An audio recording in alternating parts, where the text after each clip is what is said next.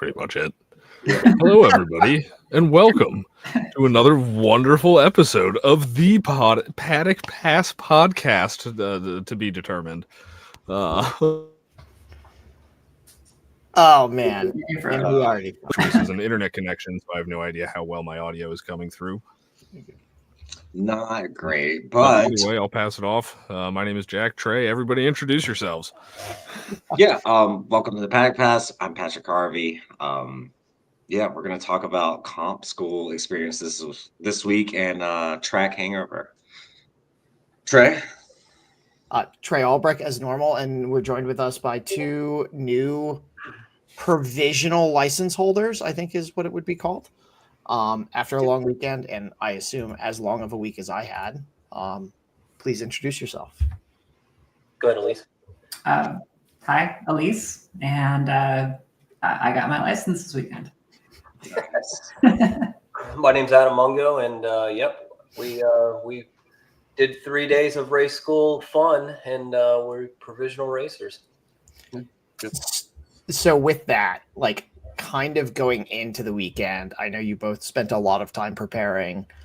What were you not prepared for?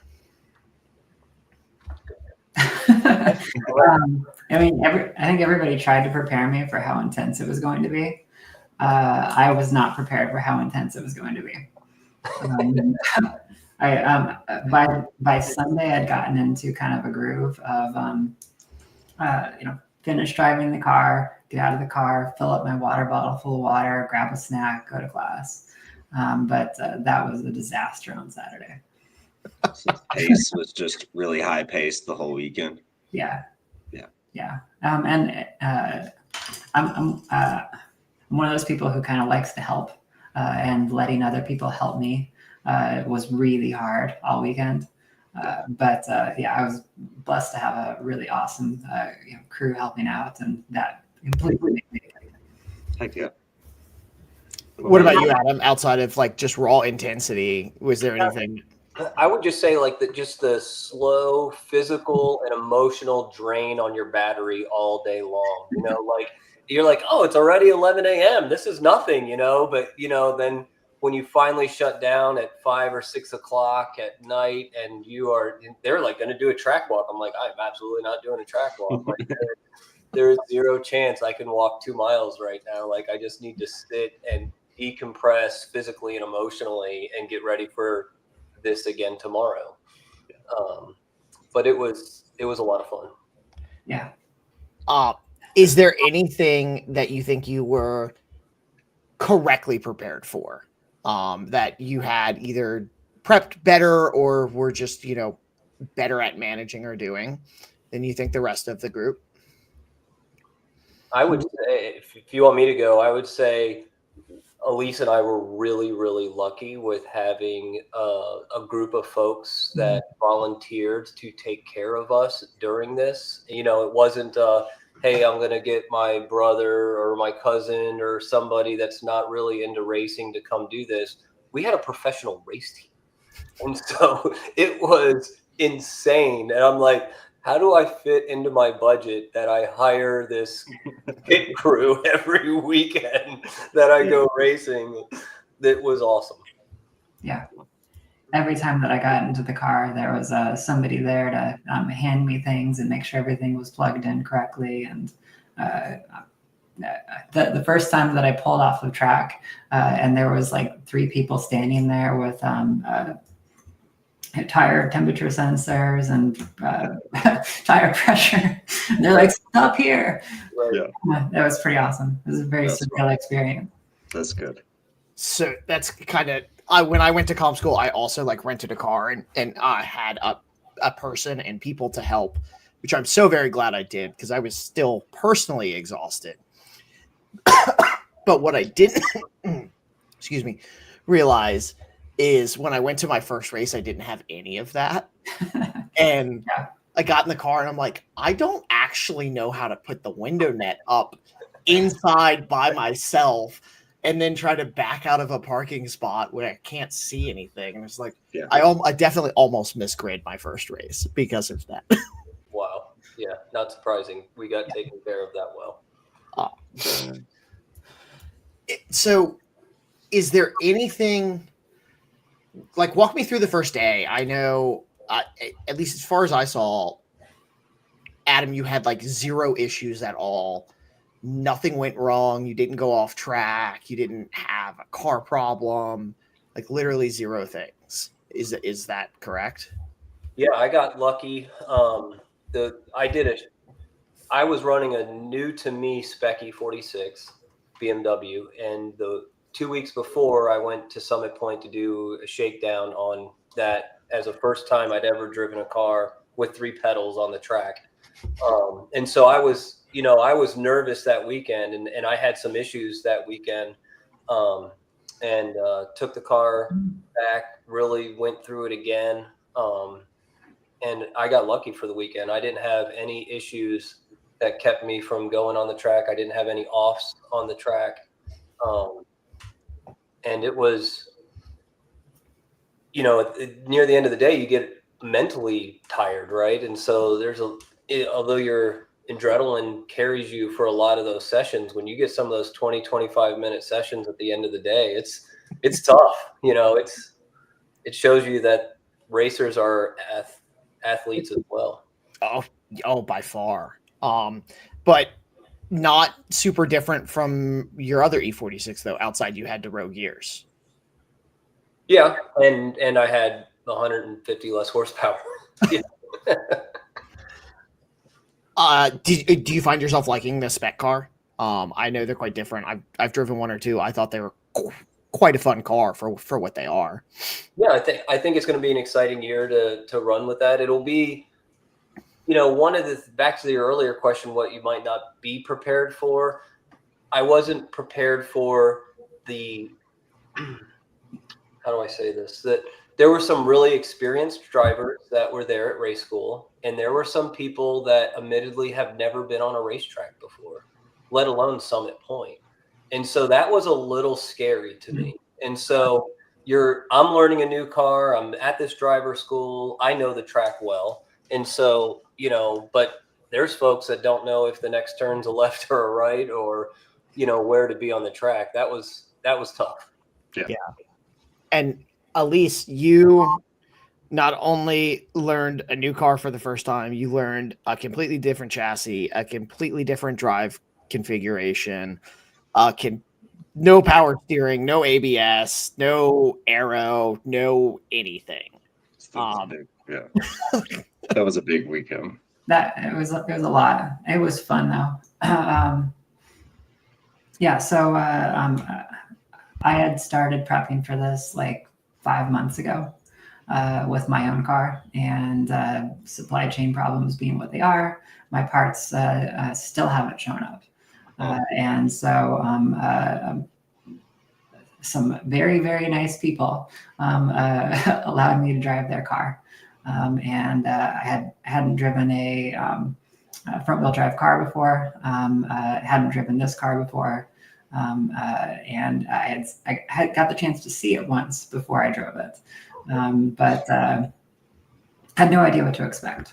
I think the honest reaction is that I spent pretty much my entire first day like laughing my butt off driving this car. That was so much fun. The car was amazing.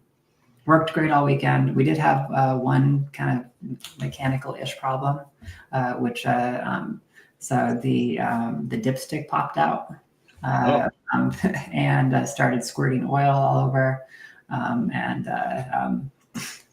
It was probably partially the car's fault, partially my fault, but I ended up flying over a gravel pit, which I also laughed about. That was awesome. But it was another opportunity where I was just lucky to have a pit crew. So pulled the car in. As much as I wanted to try to help them out, they all swarmed over the car. I had to go to class, and by the time I got back to class, car was ready to go again. It was great. Is the Sentra that much fun to drive? Oh my God, it was so much fun. Those chassis so good. They drive so differently. They just feel great. I love those cars. Yeah, I think the most fun about it is that nobody expects the sin trap. Yeah. And it's pretty quick. Like it's not slow. Yeah. How did you end up in the gravel pit? Was it just carry break all the way down to Apex and 3 and try and save it? I had been progressively stepping up the speed that I was taking through 3 to see how high I could go with the sin trap.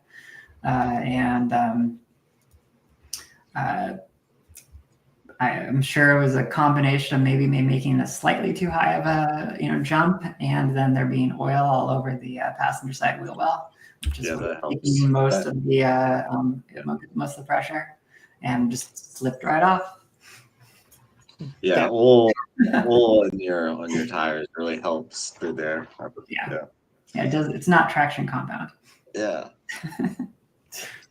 So outside of stressful day, new cars, new event, new pace of things, and then managing people who might not know that you're there, is there anything you found yourself really struggling with, especially Saturday? Honestly, it was mostly the food. Oh, really? That was my biggest struggle, like the whole day. Because there was just so much going on. Finding time to have snacks and eat something, I had prepped a bunch of food ahead of time, but finding time to get it in my mouth, because I was feeling myself crashing by the second event. I was having a great time, but starting to feel the energy drop, and that was probably the biggest thing for me. Anything for you, Adam? In terms of? What did you find yourself struggling with, specifically on Saturday? Saturday was just, the anxiety of it. You put, like she said, you're spending months preparing for this, and you so want to make sure you get it. There was this pending thunderstorm coming on Sunday, so they were trying to make sure you maximize time. So, even if you have a car problem, stay out there, or if you go off track, stay out there, because they need to make sure you got the amount of time, the track time, in case they have to shut the track down the next day. But yeah, the schedule is intense. So Sunday, you guys kind of transitioned to more racing things, right? Not learn the track, not necessarily get around, but how do we go about passing? What are the things we care about, and then how do you make it stick? Did you find that to be difficult, or that it to be scary, or anything kind of new or bothersome about that? For me, no.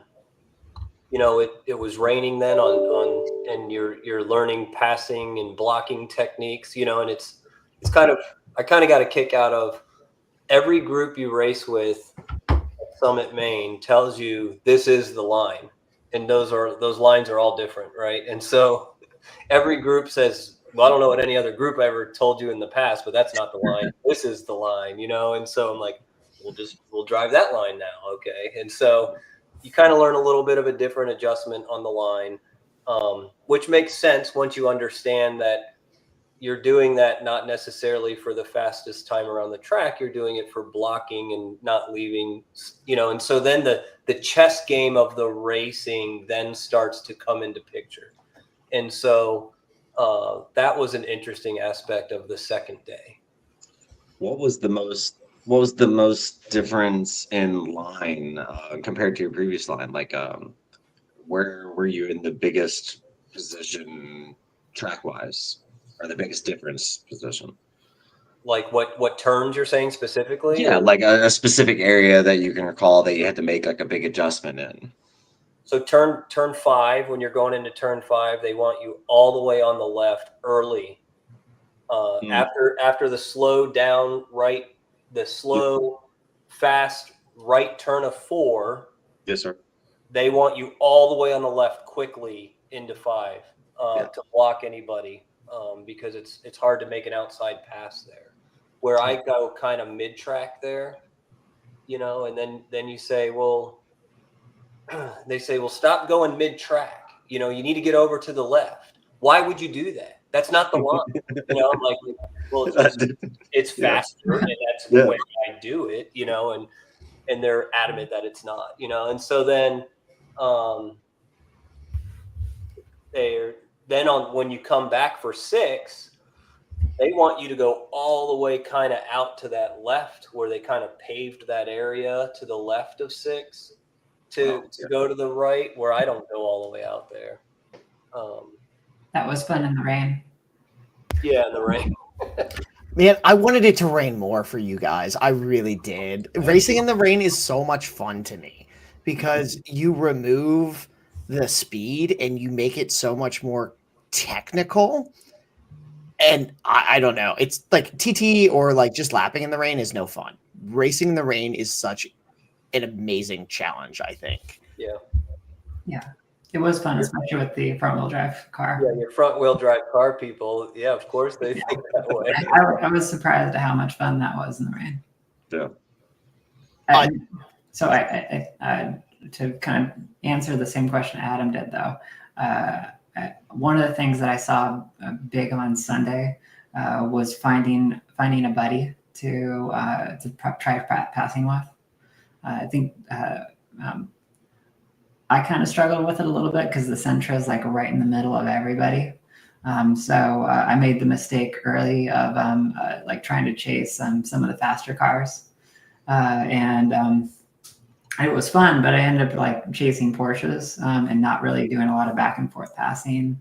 I tried slowing down for the other cars, but then it was just like, okay, back and forth. And finally got to kind of a point by I think the third event where I talked one of the Porsches into playing with me. And we both had to slow down a little bit for each other in different areas, but it was balanced enough that we were able to try different things, and that was fun.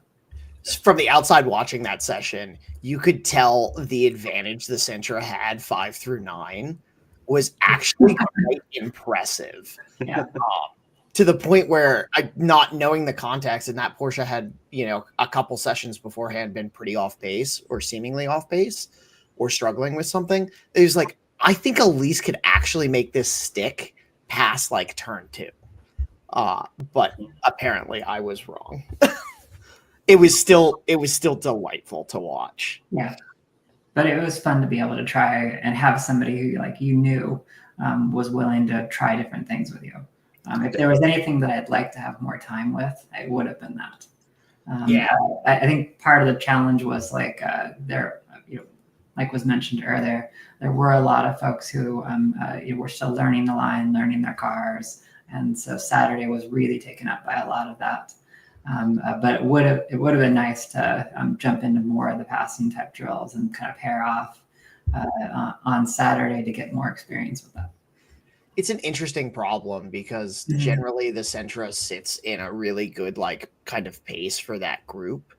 But this year it's seemingly the group was really widespread and the Sentra was just like smack in the middle. And they're in like no man's land. You could have maybe gone to the Miata group and probably pissed everybody off because as soon as you got your legs underneath you, it's just can outrun them so much in a straight line. And then I was kind of upset that Adam, you and Dan didn't seem to be, running the same pace for the weekend because that seemingly on paper looked like it was going to be perfect. You also kind of ended up in a further ahead no man's land, it seemed like. Yeah, as the weekend went, the groupings changed, not just because of weather. I mean, Elise was much faster than me in the rain. I couldn't keep, we were like, hey, let's play around, but I could not keep up with them in the rain. They were just gone. But if I went back and looked at my videos from Saturday morning, and I'm blowing by all the Porsches, right? By the time we got to the race on Sunday afternoon in the dry, those Porsches are gone. You can't, they figured out the line they learned a lot over the weekend about the track and the car that they were renting or whatever they were doing, and they worked the bugs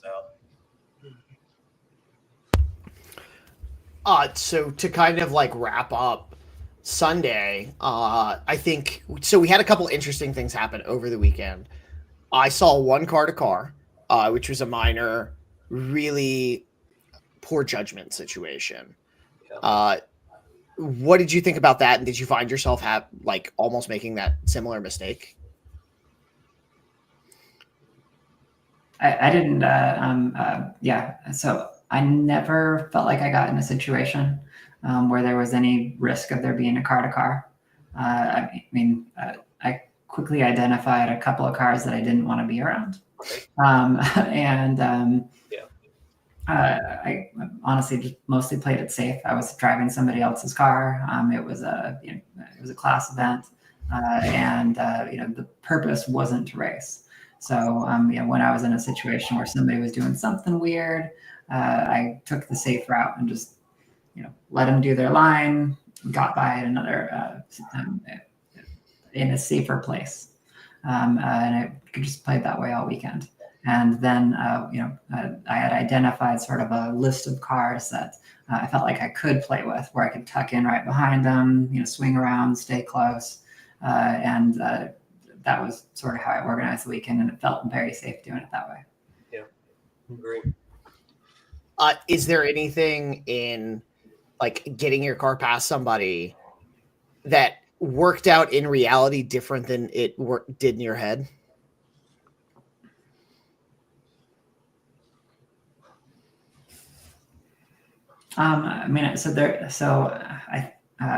Turn one is, I think, the thing that was the biggest shift from my HPDE mindset.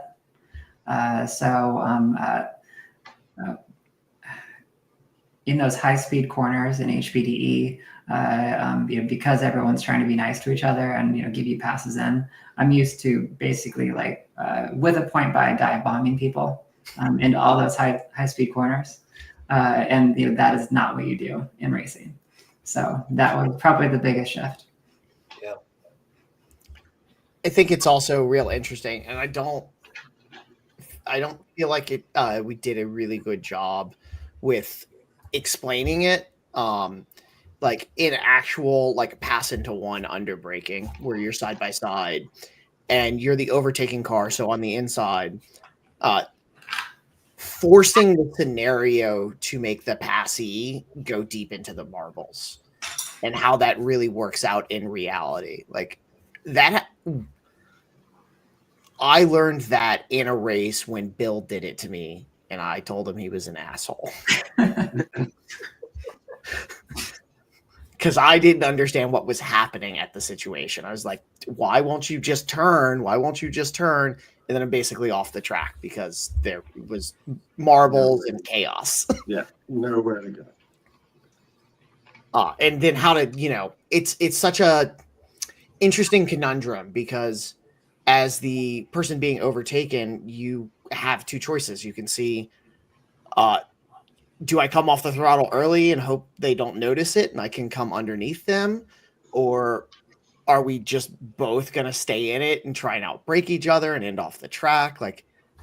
Identifying those things and how people react is such an interesting struggle to me.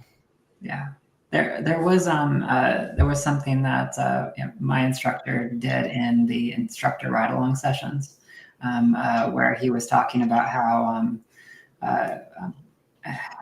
to keep both cars at the highest speed through those corners, basically letting the person pass you if they're clearly going to pass you, and then tucking in right behind them and basically setting yourself up for the next shot.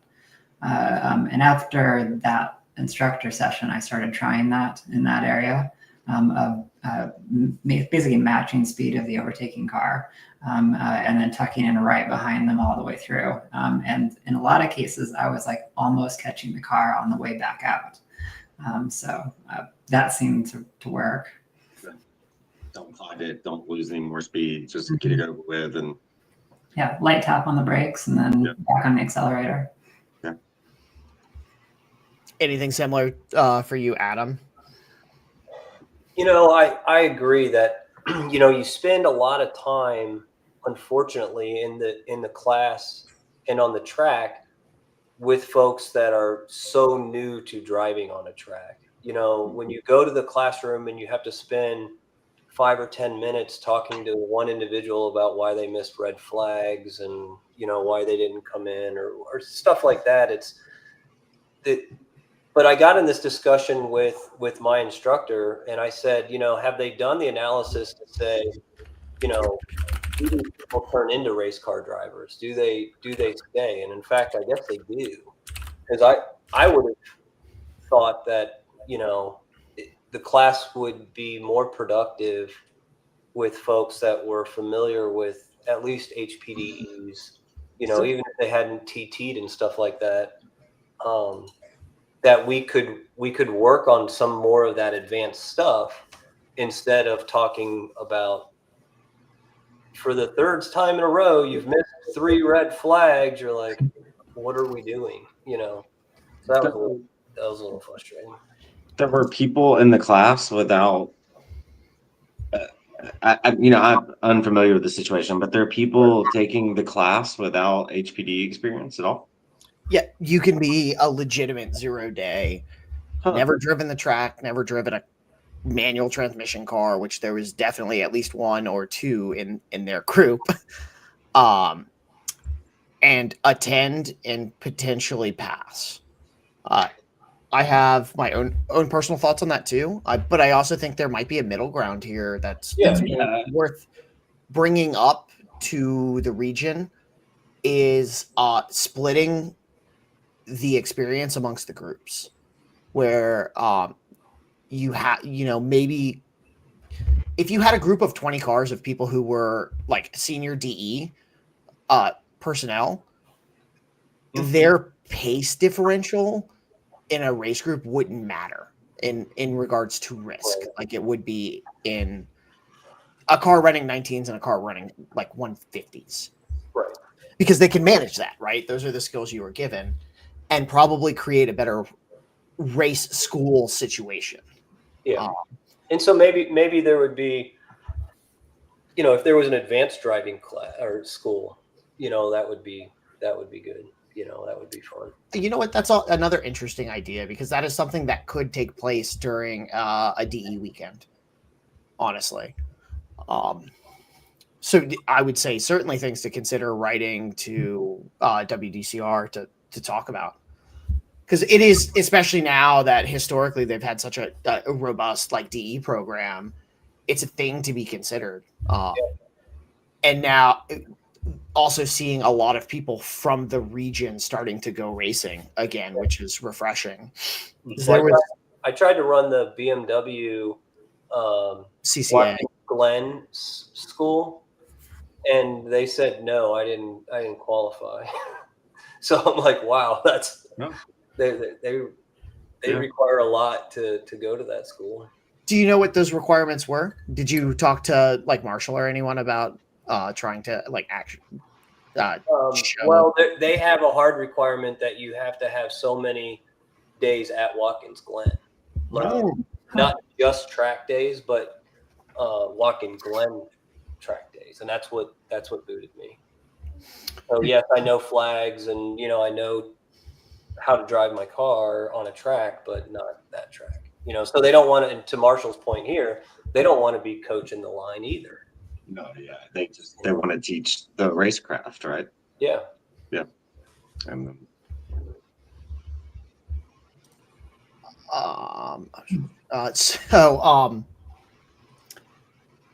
is there anything else before we dive into like talking about the mock starts and the mock race that you guys want to share or ask questions or talk about? Yeah, I mean, I think prepping well ahead of time was the name of the game for almost everything. Prepping the car, prepping the gear, making sure all the paperwork was in order, doing all the classes, and just making sure that all of that was done. And it was a well-organized event, and very well organized, and there was a lot of people who were helping out. But even with that, most of us have lives and jobs and family, and I'm grateful that I got mostly ahead because I was still like 2 weeks out finishing paperwork. Yeah, and I will say they did a good job. They have online tests and videos and stuff that really helped out prior to. And there's a lot of things you have. I mean, from a physical you have to do and send the paperwork. So it's a very linear process that you have to go through in order to get to the school with your name and your car ready to go. That was well done, to help you, kind of force you to be prepared. So that was good. And I'm glad that I stayed at the track. Yes. That was nice, just being able to like roll right into bed after and wake up early and have breakfast and not have to drive. I'm all in a peace before chaos starts again. Yeah. Patrick's just thinking about his coffee pot. His nice. Yeah, man. I mean, it's so important to start your day off in the right spot. That can't be understated, especially for that kind of weekend. You just have to come mentally squared away.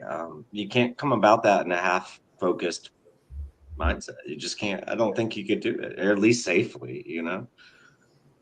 I know I can't wake up at home, start my day by driving to the track. It's not. Yeah. Unloading the trailer or the car and then go drive competitively. I can't do it. It's too much. I'm exhausted by the time I get there, even if I got a good night's sleep, which never happens. Right. Elise and I were just talking about this. That's not what I want to do when I wake up in the morning time. I don't want to get in the car and drive to wake up. It's not pleasant. Yeah. So the mock race and the mock starts. This last year, at least I, from the instructing standpoint, had a lot more information of what the grid would look like. This year, I didn't have any. So I was not anywhere near when you guys were in grid. For your mock starts, I was down at turn 1, and it was very interesting who Marshall graciously put at the front of the field. Yeah. How did you feel about that? And kind of walk me through your guys' first 2 restarts, because it was a little Sentra and E46 were pretty far up there, and there was a lot of horsepower behind you. Yes. Yeah, it was fun.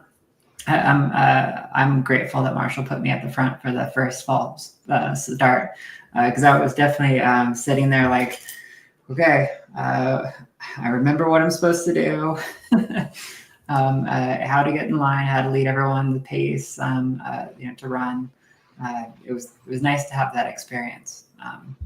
Hopefully I have good qualifying times at some point so I can experience that again in the future. And it was also fun holding off some of the high horsepower cars in a couple of those. There were a couple that I was just like, I can just go. But I managed to hold off a couple of them, and that was kind of fun. Nice. Yeah, some of those big horsepower cars played it smart. They let the restarts happen, and then they waited for the 5 laps and people to spread out, and then they just started coming for us. It was fun. Yeah. Yeah, it was actually, it was unfortunate that it felt to me like after the second lap into the race, everybody had spread out. Except for it seemed like some of the fast cars at the beginning. I literally didn't see anybody the last 2 or 3 laps. Oh, that's unfortunate. Yeah, it was a very calming way to end the day, but it would have been nice to race a little bit more. Marshall says she should have put Adam second, which I agree, because they would have probably fought the whole time and just made a rolling roadblock for everyone.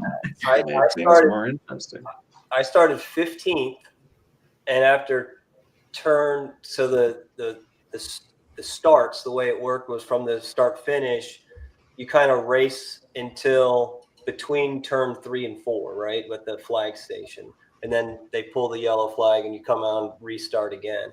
But in that band, I went from 15th to 5th. So I pretty much started. I could see her up there. I was coming for her. Then on the second one, I managed to. I really would have been third. I ended up being second, but we were told to keep going through turn 4, and someone let off on it, so I got in front of them. So I was started in second, but then the horsepower cars started, coming.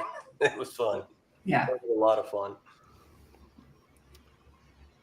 So yeah, I wish Jack, you want to try turning your camera on and talking about your situation, because I think Jack also started on pole last year in the Sentra.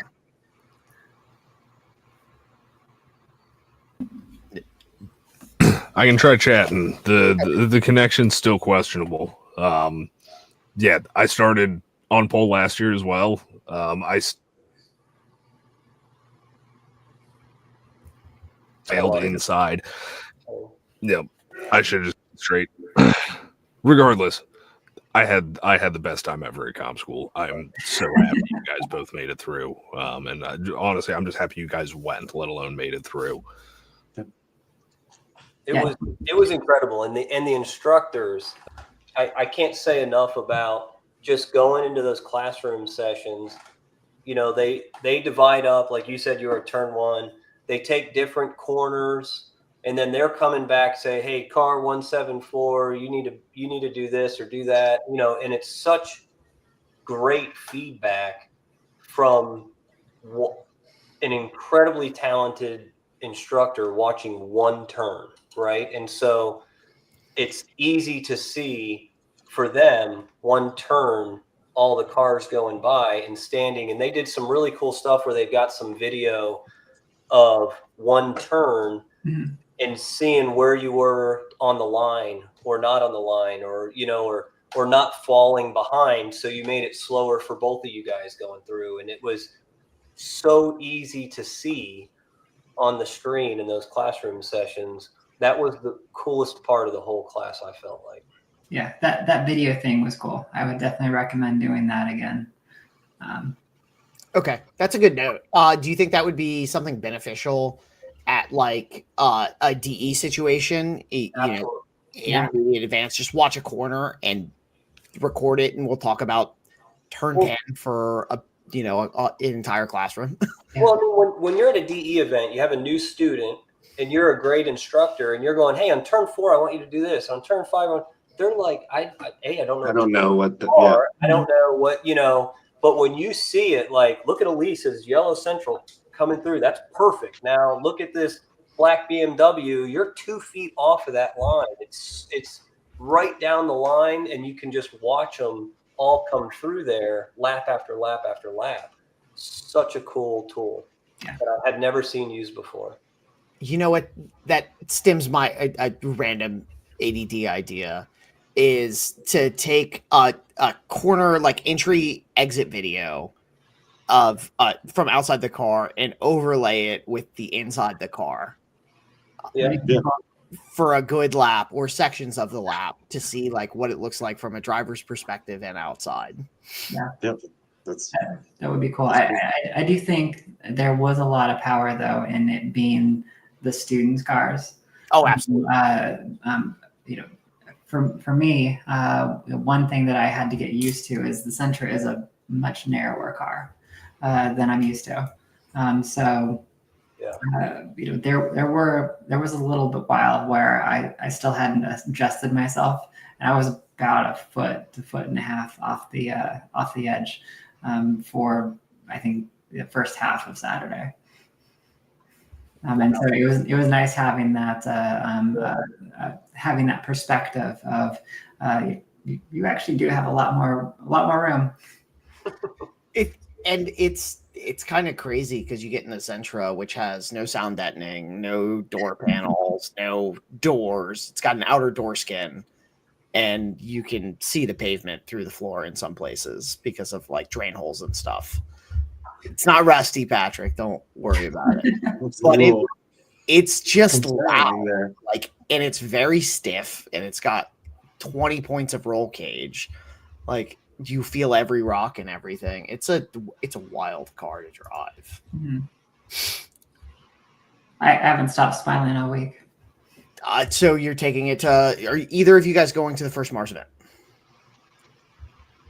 Yeah, I'm picking up my engine this weekend, hoping to have it ready by end of April, and then I'll start signing up for things. End of April. You don't think you could make the start the main 3-day? No, that's what I'm talking about. I've signed up for the main 3-day. So whether I have a car or not, I'll be there. But hopefully I have a car. We'll find out whether or not that means I need to take a week off of work between now and then. I personally am in a similar predicament. My car is finally home, and I have about the same amount of work as you do. Is I need to take all of the things outside of the car shell and cage and put them into a new car.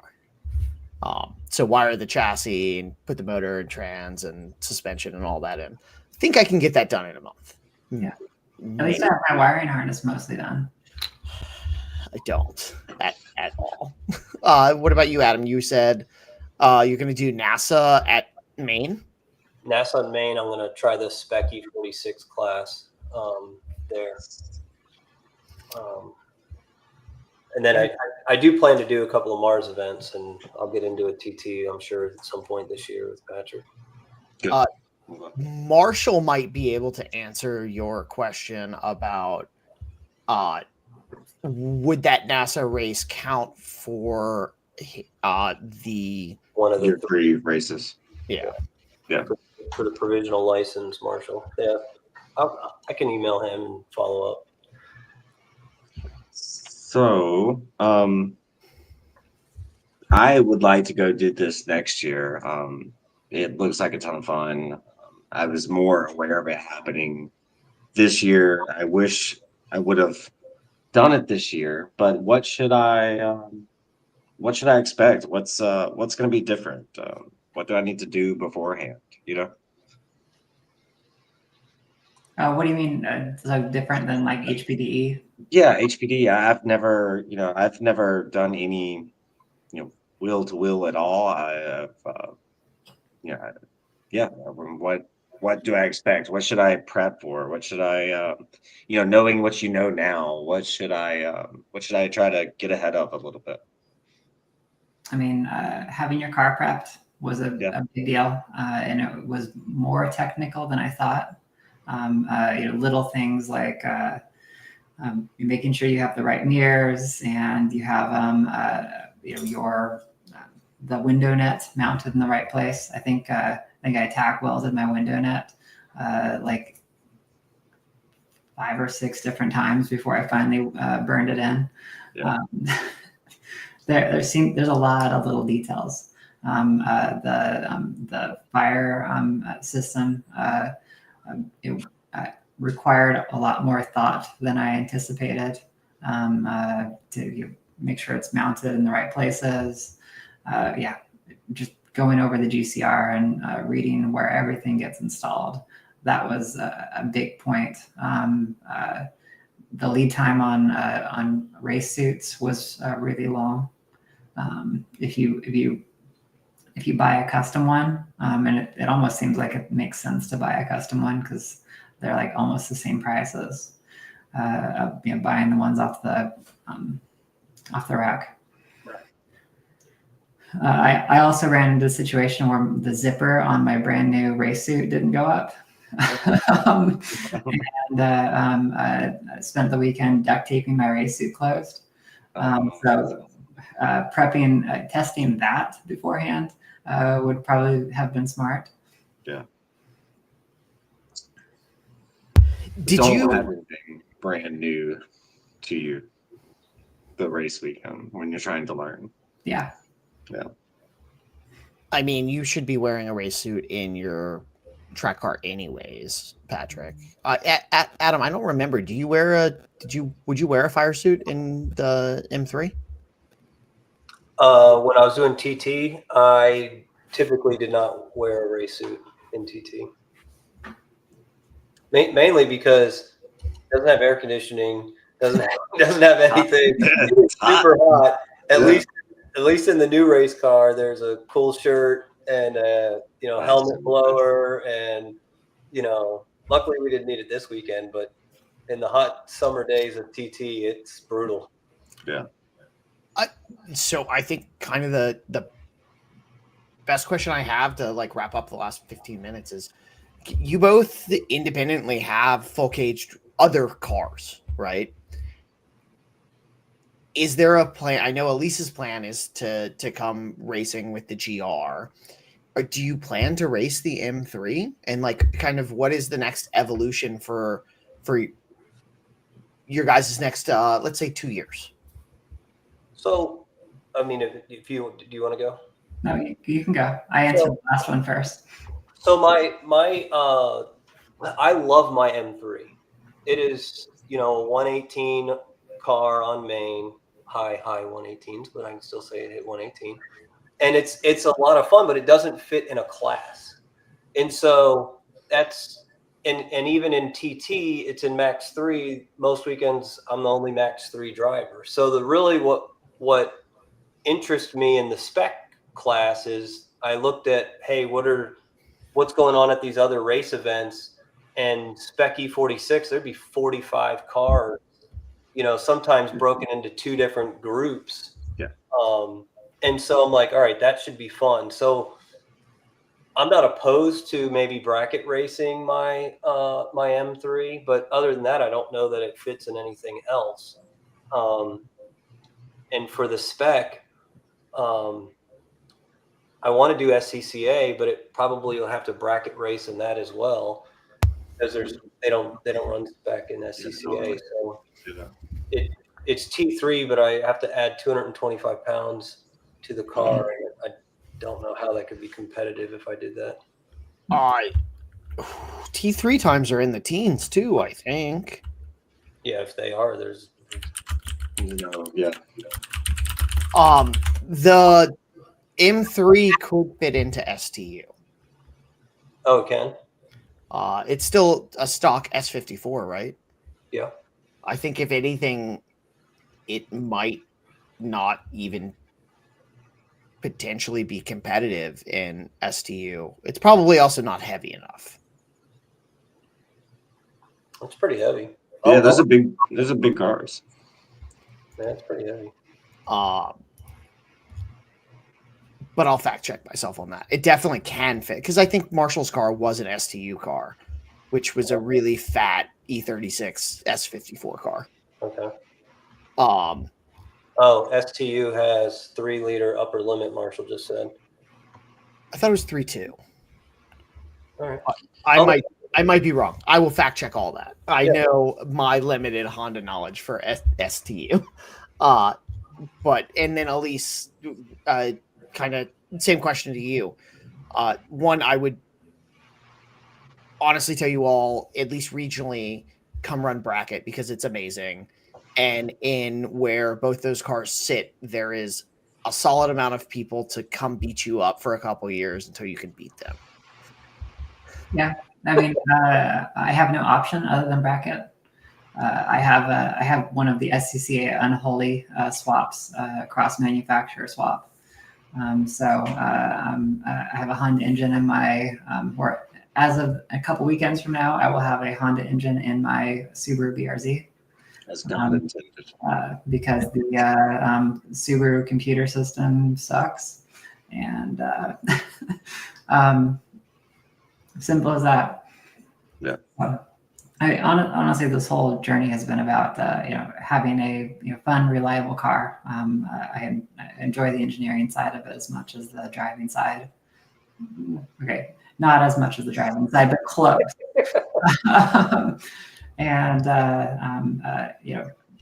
Maybe I'll build another car at some point. It would be nice to have two, in case one's down. Because I learned firsthand how painful it is to not have a car for the last half of last year. Oh, that hits home to me. I just buy a new one. It works out well until you have 5 broken cars, and then it's just stressful. Yeah. Uh, Yeah. I'm looking forward to bracket. I think that'll be fun. It's Max 5 for TT is a really nice packed class this year. So it'll be fun to play with everybody else in Max 5. And it's not enough power. I can add a turbo and play with some other folks next year. you're literally getting called out live, Patrick. I'm here for it, dude. This is good stuff. Yeah. So Adam, fun fact, T3 record was set in 2019 in a Ford Mustang. And I think this is a ridiculous T3 record. 120.6. Yeah, that's hauling. So that would be Hoosiers. So add 2 seconds to your Toyo time. I don't know about that. Yeah. That's fast. That is fast. Especially because I still have to add, I run I've only had 2 weekends there and I haven't really dialed it in, but I ran a 120 high 123. So and I ran a 123 in that car? And I have to add 225 pounds. I think that's a pretty quick time in that car too. Like that's the Toyos. It's pretty fast. That's all in the mail, man. I have a lot to learn on that car, though. I mean, there's easily a second there of just driver. You think so on the Toyos? Yeah, Marshall could pull up on my aim data and point exactly where that was. Man, that's a lot. I didn't think. I'm trying to look at the E46 record. It's 121, I think. Okay, then everybody doesn't post good records that you can find Googleable. Yeah. Because even our own website isn't updated since 2021. So that's lame. But you said it was a 121 in a Spec E46? Yeah. That's fast. Scooting. Yeah, that's scooting. That's really fast. Yeah, it's fast. Well, I'm super excited. I'm so personally glad that you guys came to Comp School and get to deal with another group of crazy people. Most of the same people, but you add in some new flavor. I hope personally to see you all later this year in bracket. I'll be back at a point in the future before the end of 2025. Patrick might come, like campaign the Sentra after he gets a license. Yeah. Or cages the NC. Yeah, no, I'm coming either way next year. It's just whatever I'm driving is going to vary. Yeah. And then I will also leave you with this. If you guys do want to get into endurance racing, I know a lot of us are also trying to, but I think still AER is doing your first team entry is free. So submit the car and kind of driving team history to AER and maybe come party. I think it's June at Summit, which I think all of them could be a blast. Okay. Hadn't even thought of that. Yeah, me neither. Just need friends with money. Yeah. Endurance racing looks like a blast. I want to go do it. Buy your suit, Patrick. Come run AER with us. I know. I need to buy a suit soon. Why don't you pick up the Sentra like tomorrow and bring it up to Shenny so you can drive it this weekend? That's a sudden big change of plans. I planned on not bringing any car and not like stressing about anything because I've had a hard week. You should bring the Sentra. It'll make your It will make your weekend better. Yeah. It totally. That was the most fun weekend I've had in months, and I've been riding high all week. So if you've had a tough week, take the Sentra. I guess that's the one thing we didn't talk about at all is what do you do to deal with your track hangover? I know it's super late in this, but after a weekend like that, I was mentally and physically exhausted. I got home and went to bed, and I didn't drive a car. Yeah, that's true. I immediately went to sleep, but and I've slept 8+ hours every day so far this week, which has been great. But during the day, I've been feeling great. It was like the best medicine. Yeah, to piggyback on Marshall's comment there, it's a drug, right? And so, yeah, once you sleep it off, then you're awake. You're like, all right, what races can I go to now? And how do I clear my schedule to do this or that? Because it's a whole nother high. That 5 laps and those starts, and it's. Just think back to your first HPDE or your first TT, where you're just like overwhelmed but super excited, to do it again and find your next high. It's exactly what it is. Yeah. I think that's why we all do this, right? For that feeling right there. Yeah. Can we just get rid of Mondays? That's all I need.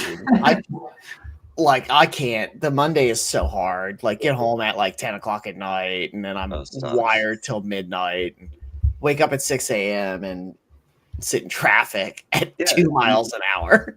You want to go to work and talk about all the cool things from this weekend, but nobody has any idea what you're talking about. Right, exactly. Yeah. You did what? That's not a thing. Well, thank you all so much for your time. I'm super excited. Would love to have you back at the end of the year after you get a bracket race under your belt. Absolutely. And get, another taste, or after your first race.